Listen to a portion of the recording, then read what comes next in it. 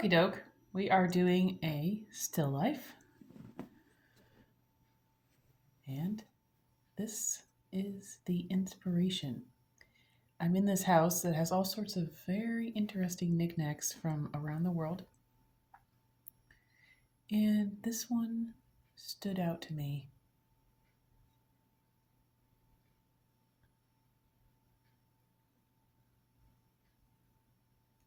Look at that. So, we have to make a painting of this. I'm just going to go over here. Is it a he? Is it a she? I don't know. But it doesn't really matter.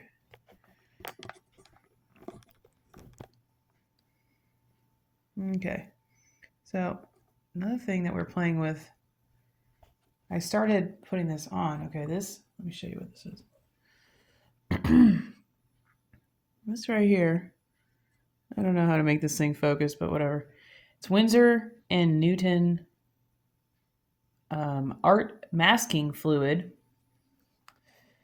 Point of masking fluid is you put it on the parts that you don't want the paint on, and it's like a glue, kind of like a rubber cement or something like that.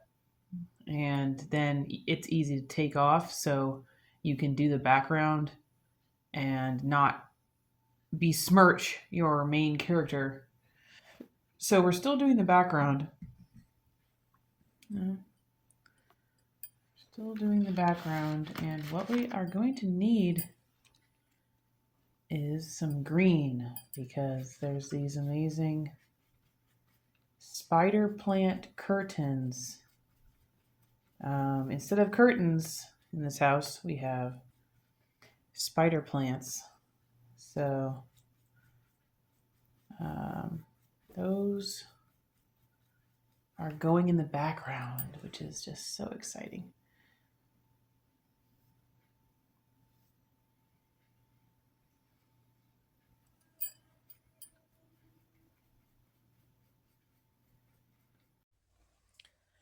So here I am laying in the spider plants in the background, and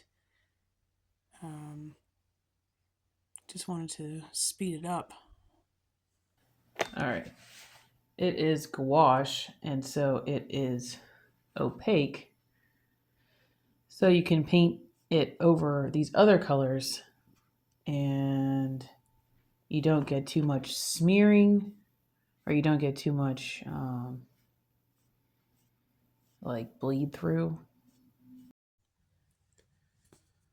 Here I am finishing the movement of these spider plants with the first color, and then I can add another color after that. I'm putting in a light sage green on top of the darker green, and with the opacity of gouache, it stays on top. Backgrounds can feel daunting when there's a lot of complex vegetal stuff going on, but just diving in and trying to capture the emotion of the movement of the plants is my approach. Here I'm about to start taking off the masking fluid, and you can see how that works. So you just peel it right off, and then you'll be ready to start the image.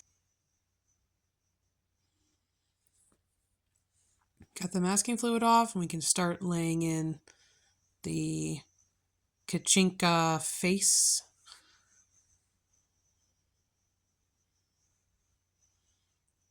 It's all sorts of feathers.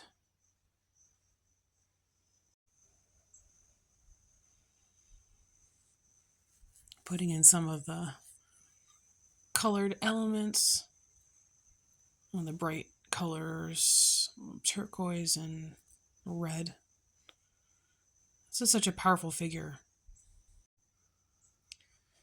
I try to be extremely minimal with black, but since this doll is so powerful, and the coloring on the actual doll is black, I went ahead with the black.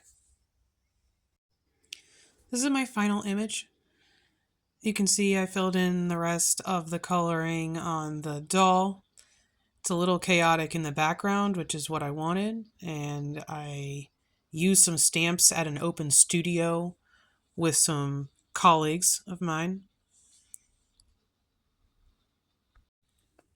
This kachinka painting is part of my series of dolls, talking about the meaning of dolls from different cultures and how it ties together women around the world, um, and the amazing power of dolls. As guardians, it certainly means something to me in that light, and about the energy that they are imbued with. So, hope you enjoyed this paint along, and you could see a little of my process when I'm working with gouache, how I pick elements from a shrine to paint, and I'll see you in the next video.